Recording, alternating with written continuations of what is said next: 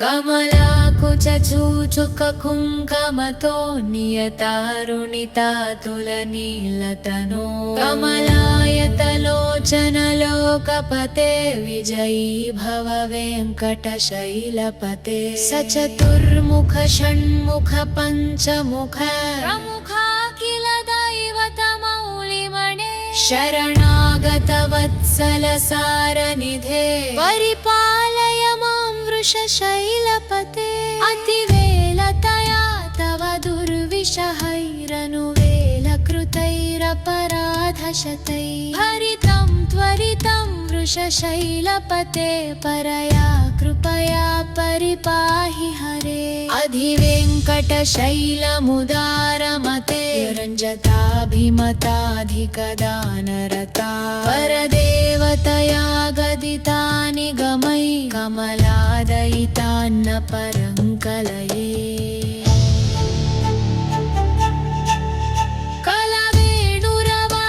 कलवेणुरवावशगोपवधू शतकोटिवृतात् स्मरकोटिसमात् प्रतिपल्लविकाभिमतात् सुखदात् वसुदेवसुतान्न परङ्कलये अभिराम गुणाकरदाशरथे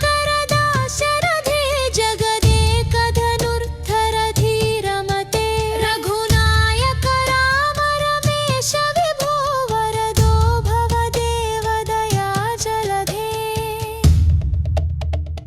अवनीतनया कमनीयकरं रजनीकरचारुमुखाम्बुरुहं रजनीचरराजतमो मिहिरं महनीयमहं रघुराममये सुमुखं सुहृदं सुलभं सुखदं स्वनुजं च सुकायममोघशरम् अपहाय रघुद्वयमन्यमहं न कथञ्चन कञ्चन जातु भजे विना वेङ्कटेशं ननाथो ननाथः सदा वेङ्कटेशं स्मरामि स्मरामि हरे वेङ्कटेश प्रसीद प्रसीद प्रियं वेङ्कटेश प्रयच्छ प्रयच्छ अहं दुरदस्ते पदाम्भोजयुग्मप्रणामेच्छय गत्य सेवां करोमि सकृत्सेवया नित्यसेवाफलं त्वं प्रयच्छ प्रयच्छ प्रभो वेङ्कटेश अज्ञानिना मया दोषान् शेषान् विहितान् हरे क्षमस्व त्वं शेषशैलशिखामणे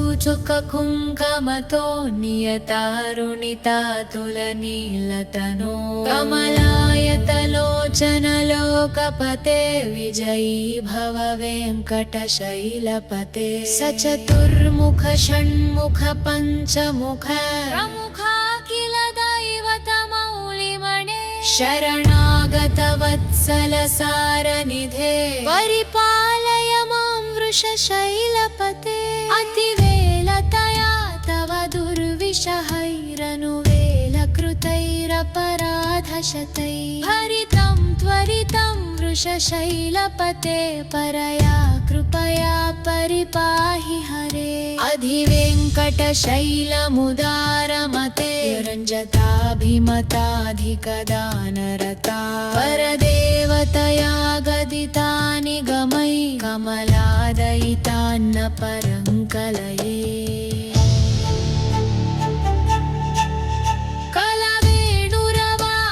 कलवेणुरवावशगोपवधू शतकोटिवृतात् स्मरकोटिसमात् प्रतिपल्लविकाभिमतात् सुखदात् वसुदेवसुतान्न परङ्कलये अभिराम गुणाकरदाशरथे जगदेकधनुर्धरधीरमते रघुनायक राम रमेश विभो वरदो भव देवदया जलधे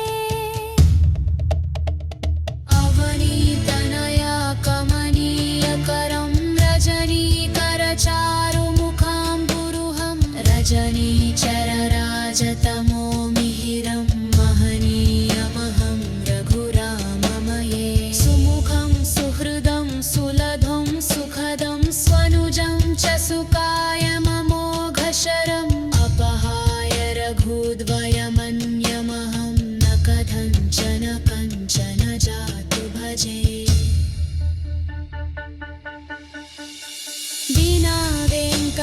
वेङ्कटेशं ननाथो ननाथः सदा वेङ्कटेशं स्मरामि स्मरामि हरे वेङ्कटेश प्रसीद प्रसीद प्रियं वेङ्कटेश प्रयच्छ प्रयच्छ अहं दुरदस्ते पदाम्भोजयुग्मप्रणामेच्छयगत्य सेवां करोमि सकृत्सेवया नित्यसेवाफलं त्वं प्रयच्छ प्रयच्छ प्रभो वेङ्कटेश अज्ञानिना मया दोषान् शेषान् विहितान् हरे क्षमस्व त्वं शेषशैलशिखामणे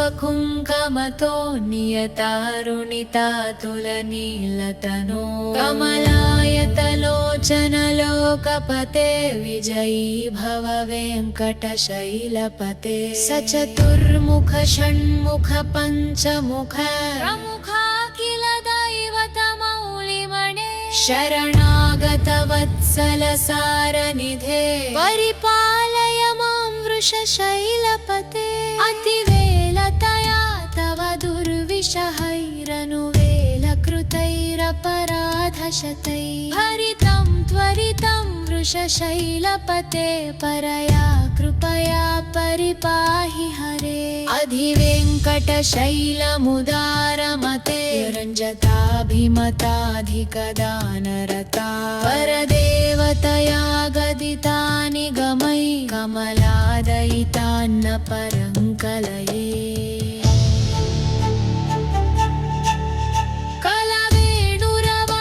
कलवेणुरवावशगोपवधू शतकोटिवृतात् स्मरकोटिसमात् प्रतिपल्लविकाभिमतात् सुखदात् वसुदेवसुतान्न परङ्कलये अभिराम गुणाकरदाशरथे जगदेकधनुर्धरधीरमते रघुनायक राम रमेश विभो वरदो भवदेवदया जलधे अवनीतनया कमनीयकरं रजनीकरचारुमुखाम्बुरुहं रजनीचरराजतमो मिहिरं महनीयमहं रघुराममये सुमुखं सुहृदं सुलभं सुखदं स्वनुजं च सुकायममोघशरम् अपहाय रघुद्वयमन्यमहं न कथञ्चन कञ्चन जातु भजे विना वेङ्कटेशं ननाथो ननाथः सदा वेङ्कटेशं स्मरामि स्मरामि हरे वेङ्कटेश प्रसीद प्रसीद प्रियं वेङ्कटेश प्रयच्छ प्रयच्छ अहं दुरदस्ते पदाम्भोजयुग्मप्रणामेच्छयगत्य सेवां करोमि सकृत्सेवया नित्यसेवाफलं त्वं प्रयच्छ प्रयच्छ प्रभो वेङ्कटेश अज्ञानिना मया दोषान् शेषान् विहितान् हरे क्षमस्व त्वं शेषशैलशिखामणे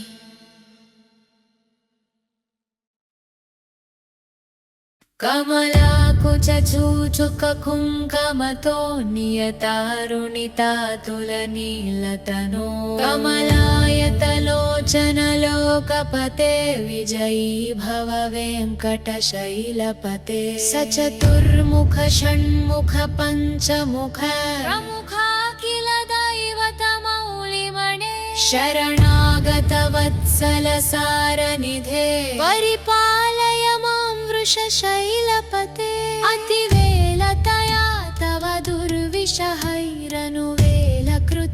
शैलपराधशतैः हरितं त्वरितं वृषशैलपते परया कृपया परिपाहि हरे अधिवेङ्कटशैलमुदारमते रञ्जताभिमताधिकदानरता परदेवतया गदितानि गमै कमलादयितान्न परङ्कलये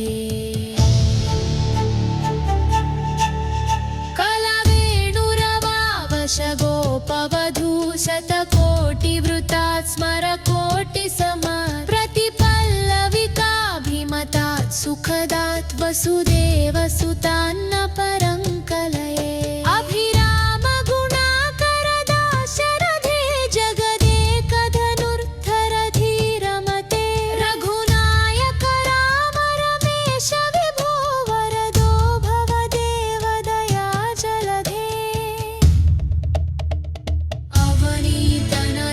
कमनीयकरं रजनीकरचारुमुखाम्बुरुहं रजनीचरराजतमो मिहिरं महनीयमहं रघुराममये सुमुखं सुहृदं सुलभं सुखदं स्वनुजं च सुकायममोघशरम् अपहाय रघुद्वयमन्यमहं न कथञ्चन कञ्चन जातु भजे विना वेङ्कटेशं ननाथो ननाथः सदा वेङ्कटेशं स्मरामि स्मरामि हरे वेङ्कटेश प्रसीद प्रसीद प्रियं वेङ्कटेश प्रयच्छ प्रयच्छ अहं दुरदस्ते पदाम्भोजयुग्मप्रणामेच्छयगत्य सेवां करोमि सकृत्सेवया नित्यसेवाफलं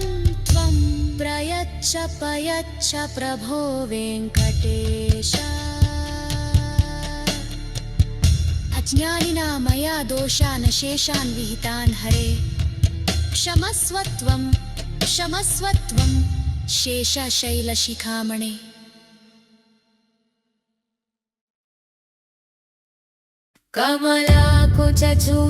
कमलाकुचूचुककुङ्कमतो नियतारुणितातुलनीलतनो कमलायतलोचनलोकपते विजयी भव वेङ्कटशैलपते सचतुर्मुख षण्मुख पञ्चमुख प्रमुखाखिल दैवतमौलिमणे शरणागतवत्सलसारनिधे परिपालय मां वृषशैलपते अतिवेलतया तव दुर्विषहैरनुवेलकृतैरपराधशतैः हरितं त्वरितं वृषशैलपते परया कृपया परिपाहि हरे अधिवेङ्कटशैलमुदारमते रञ्जताभिमताधिकदानरता परदेवतया गदितानि गमै कमलादयितान्न परङ्कलये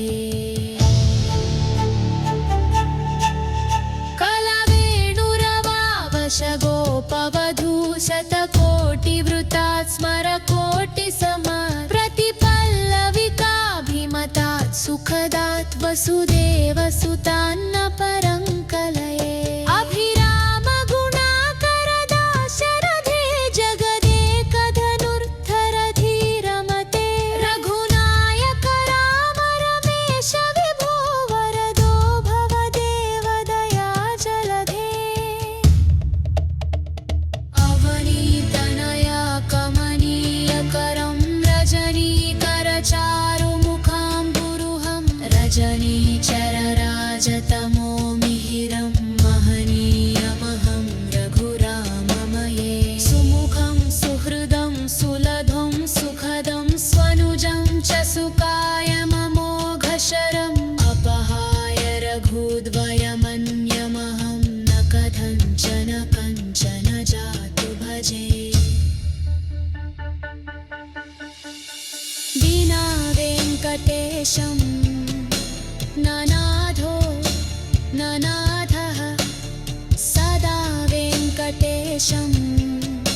स्मरामि स्मरामि हरे वेङ्कटेश प्रसीद प्रसीद प्रियं वेङ्कटेश प्रयच्छ प्रयच्छ अहं दूरदस्ते पदाम्भोजयुग्मप्रणामेच्छयगत्य सेवां करोमि सकृत्सेवया नित्यसेवाफलं त्वं प्रयच्छ प्रयच्छ प्रभो वेङ्कटेश अज्ञानिना मया दोषान् शेषान् विहितान् हरे क्षमस्व त्वं शेषशैलशिखामणे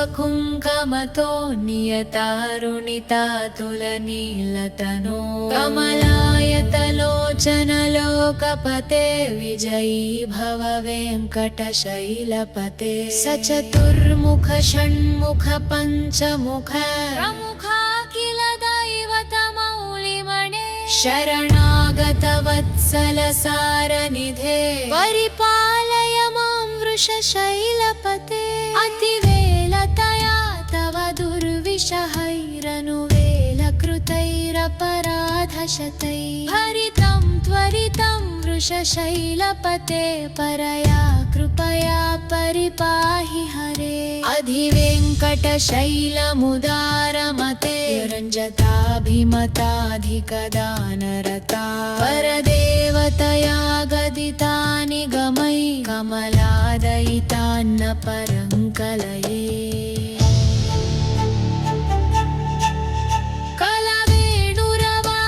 कलवेणुरवावशगोपवधू शतकोटिवृतात् स्मरकोटिसमात् प्रतिपल्लविकाभिमतात् सुखदात् वसुदेवसुतान्न परङ्कलये अभिरामगुणाकरदाशरथे जगदेकधनुर्धरधीरमते रघुनायक राम रमेश विभो वरदो भवदेवदया जलधे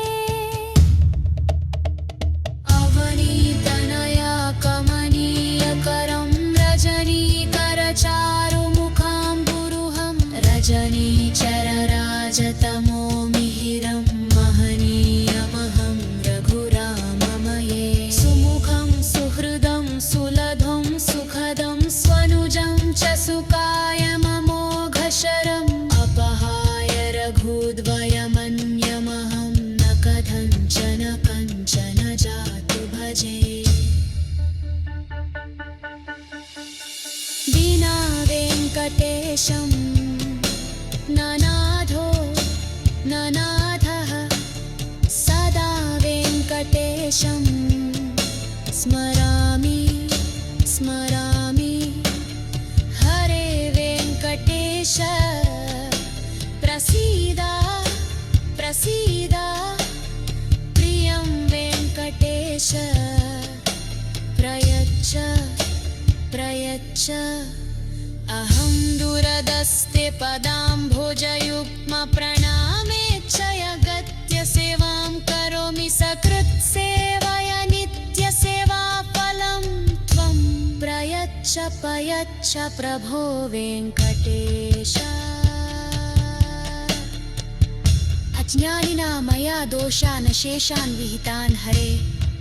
क्षमस्व त्वं शेषशैलशिखामणे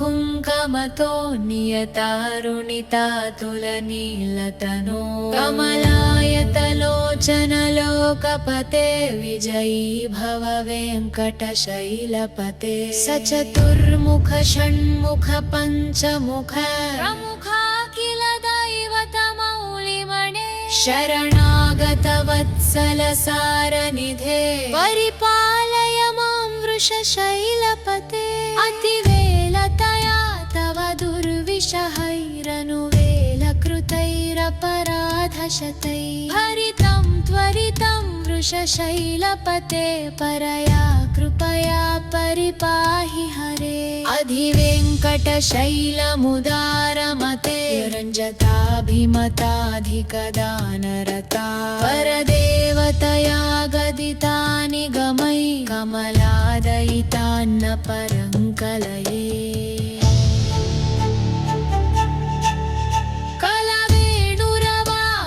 गोपवधू शतकोटिवृतात् स्मरकोटिसमात् प्रतिपल्लविकाभिमतात् सुखदात् वसुदेवसुतान्न परङ्कलये अभिरामगुणाकरदाशरथे जगदेकधनुर्धरधीरमते रघुनायक राम रमेश विभो वरदो भवदेवदया जलधे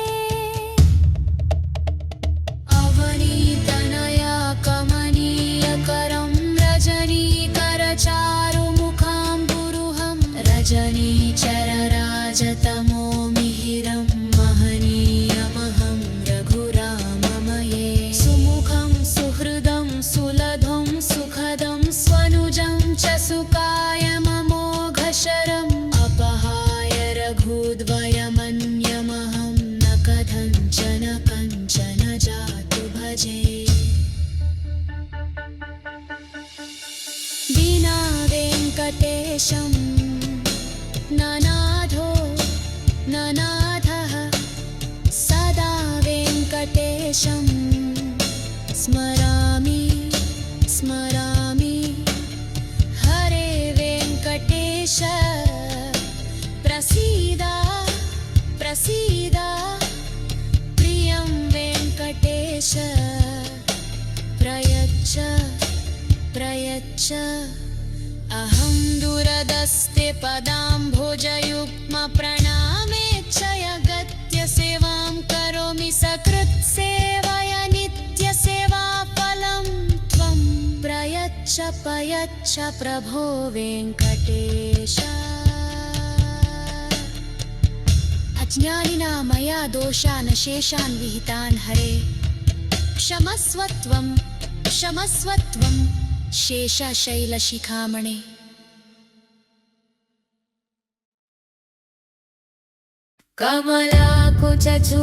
कमलाकुचूचुककुङ्कमतो नियतारुणितातुलनीलतनो कमलायतलोचनलोकपते विजयी भव वेङ्कटशैलपते सचतुर्मुख षण्मुख पञ्चमुख प्रमुखा किल दैवतमौलिमणे शरणागतवत्सलसारनिधे परिपालय मां वृषशैलपते अतिवेलतया तव दुर्विषहैरनुवेलकृतैरपराधशतैः हरितं त्वरितं वृषशैलपते परया कृपया परिपाहि हरे अधिवेङ्कटशैलमुदारमते रञ्जताभिमताधिकदानरता परदेवतया गदितानि गमै कमलादयितान्न परङ्कलये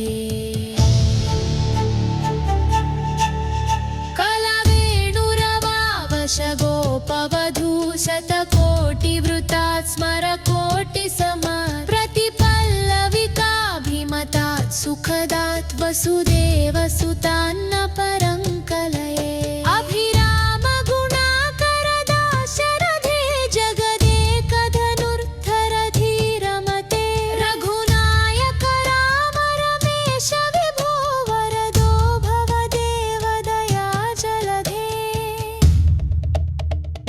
अवनीतनया कमनीयकरं रजनीकरचारुमुखाम्बुरुहं रजनीचरराजतमो मिहिरं महनीयमहं रघुराममये सुमुखं सुहृदं सुलभं सुखदं स्वनुजं च सुकायममोघशरम् अपहाय रघुद्वयमन्यमहं न कथञ्चन कञ्चन जातु भजे विना वेङ्कटेशं ननाथो ननाथः स्मरामि स्मरामि हरे वेङ्कटेश प्रसीद प्रसीद प्रियं वेङ्कटेश प्रयच्छ प्रयच्छ अहं दूरदस्ते पदाम्भोजयुग्मप्रणामेच्छयगत्य सेवां करोमि सकृत्सेवया नित्यसेवाफलं त्वं प्रयच्छ प्रयच्छ प्रभो वेङ्कटेश अज्ञानिना मया दोषान् शेषान् विहितान् हरे क्षमस्व त्वं शेषशैलशिखामणे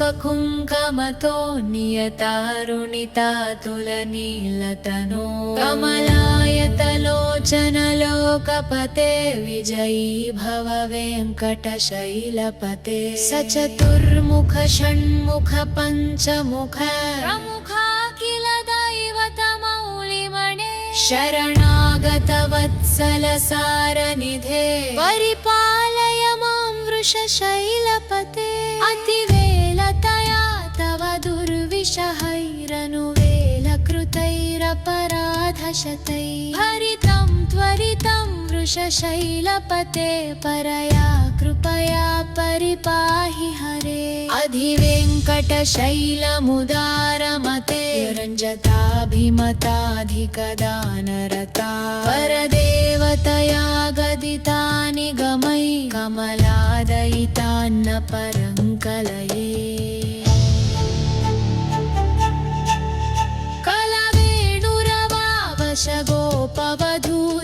कलवेणुरवावशगोपवधूशतकोटिवृतात् स्मरकोटिसमात् प्रतिपल्लविकाभिमतात् सुखदात् वसुदेवसुतान्न परङ्कलये अभिरामगुणाकरदाशरथे जगदेकधनुर्धरधीरमते रघुनायक राम रमेश विभो वरदो भवदेवदया जलधे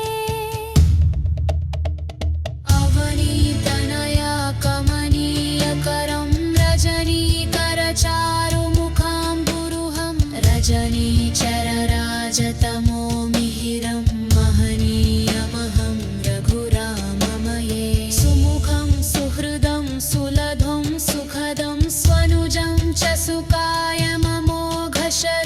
अपहाय रघुद्वयमन्यमहं न कथञ्चन कञ्चन जातु भजे विना वेङ्कटेशं ननाथो ननाथः सदा वेङ्कटेशं स्मरामि स्मरामि हरे वेङ्कटेश प्रसीद प्रसीद प्रियं वेङ्कटेश प्रयच्छ प्रयच्छ अहं दूरदस्ते पदाम्भोजयुग्मप्रणामेच्छयगत्य सेवां करोमि सकृत्सेवया नित्यसेवाफलं त्वं प्रयच्छ प्रयच्छ प्रभो वेङ्कटेश अज्ञानिना मया दोषान् शेषान् विहितान् हरे क्षमस्व त्वं शेषशैलशिखामणे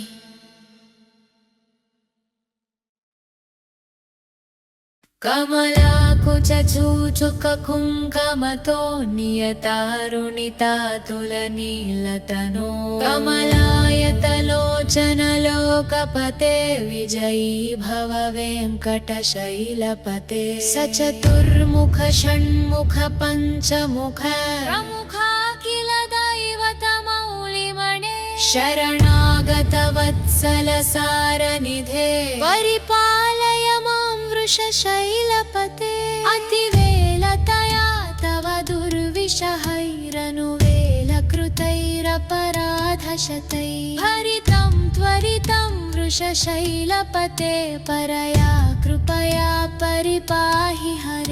अधिवेङ्कटशैलमुदारमते रञ्जताभिमताधिकदानरता परदेवतया गदितानि गमै कमलादयितान्न परङ्कलये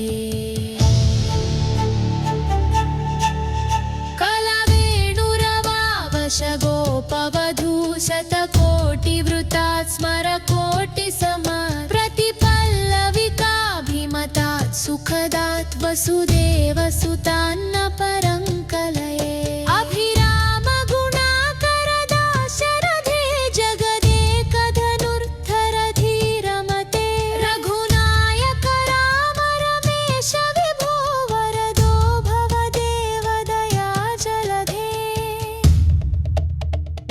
अवनीतनया कमनीयकरं रजनीकरचारुमुखाम्बुरुहं रजनीचरराजतमो मिहिरं महनीयमहं रघुराममये सुमुखं सुहृदं सुलभं सुखदं स्वनुजं च सुकायममोघशरम् अपहाय रघुद्वयमन्यमहं न कथञ्चन कञ्चन जातु भजे विना वेङ्कटेशं ननाथो ननाथः सदा वेङ्कटेशं स्मरामि स्मरामि हरे वेङ्कटेश प्रसीद प्रसीद प्रियं वेङ्कटेश प्रयच्छ प्रयच्छ अहं दुरदस्ते पदाम्भोजयुग्मप्रणामेच्छयगत्य सेवां करोमि सकृत्सेवया नित्यसेवाफलं त्वं प्रयच्छ प्रयच्छ प्रभो वेङ्कटेश अज्ञानिना मया दोषान् शेषान् विहितान् हरे क्षमस्वत्वं क्षमस्वत्वं शेषशैलशिखामणे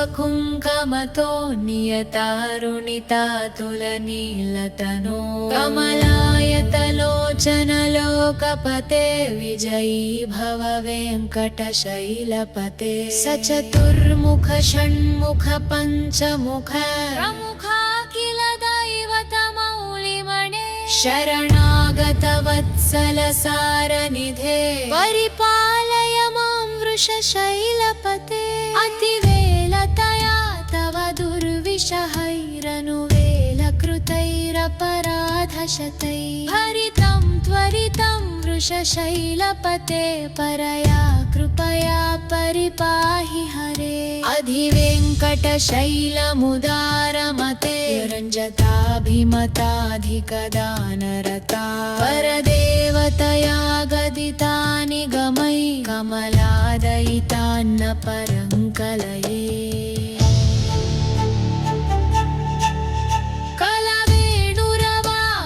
गोपवधू शतकोटिवृतात् स्मरकोटिसमात् प्रतिपल्लविकाभिमतात् सुखदात् वसुदेवसुतान्न परङ्कलये अभिराम गुणाकरदाशरथे जगदेकधनुर्धरधीरमते रघुनायक राम रमेश विभो वरदो भवदेव दयाजलधे अवनीतनया कमनीयकरं रजनीकरचारुमुखाम्बुरुहं रजनीचरराजतमो मिहिरं महनीयमहं रघुराममये सुमुखं सुहृदं सुलभं सुखदं स्वनुजं च सुकायममोघशरम् अपहाय रघुद्वयमन्यमहं न कथञ्चन कञ्चन जातु भजे विना वेङ्कटेशं ननाथो ननाथः सदा वेङ्कटेशं स्मरामि स्मरामि हरे वेङ्कटेश प्रसीद प्रसीद प्रियं वेङ्कटेश प्रयच्छ प्रयच्छ